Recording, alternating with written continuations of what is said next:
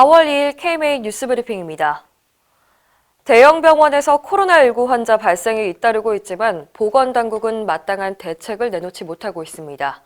지난달 29일 첫 확진자가 나온 의정부 성모병원은 환자와 직원 2,500명에 대한 전수조사를 진행 중인데 현재까지 확진자 19명이 나왔습니다.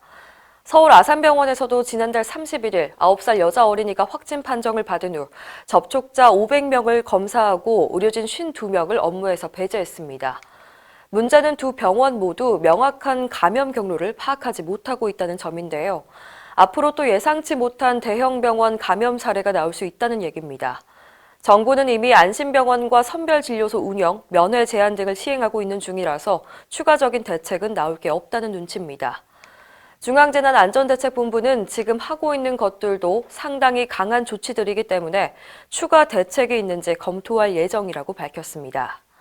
오늘 오전 현재 확진자는 89명이 늘어서 9,976명, 사망자는 169명입니다. 정부가 코로나19 검사를 고의로 막고 있다.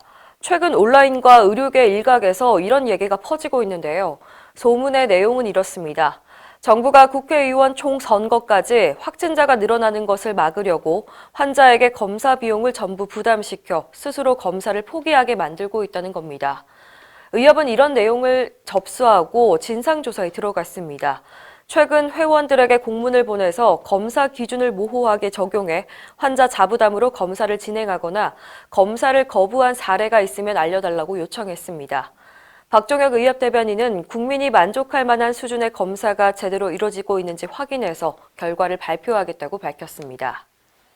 한편 중앙방역대책본부는 이런 소문에 대해서 사실무근이라는 입장입니다. 전 세계 신종 코로나 바이러스 감염증 환자가 90만 명을 넘겼습니다. 미국과 이탈리아, 스페인 등에서 코로나19 환자가 급증하고 있어서 조만간 100만 명도 돌파할 전망입니다.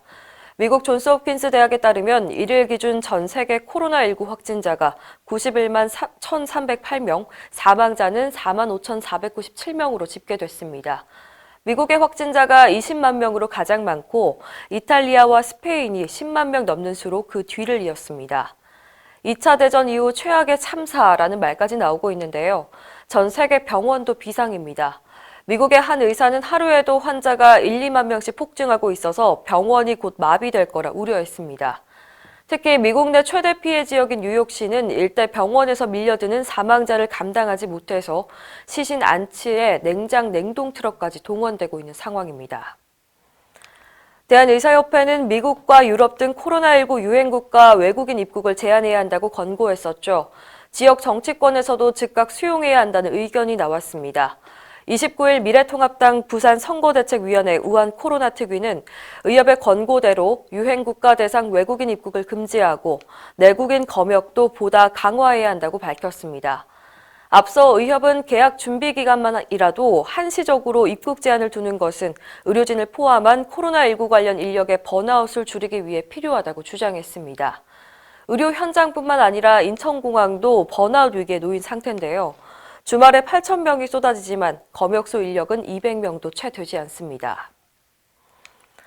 대한의사협회 총선기획단이 검사 출신 의사인 미래통합당 송한섭 양천구갑 후보를 찾아가 격려를 전하며 선전을 당부했는데요. 이에 송 후보는 코로나19 의료진 응원으로 화답했습니다. 송 후보는 지난 3월 서울시 의사회와 함께 양천구 선별진료소에서 의료봉사를 하기도 했는데요.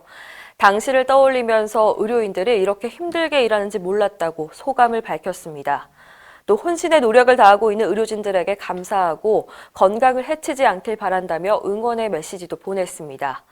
송한섭 후보는 서울의대를 졸업해서 서울대 병원에서 근무했고 2007년 제49회 사법고시에 합격해 올해까지 검사로 근무하다가 이번에 21대 총선에 출사표를 던졌습니다.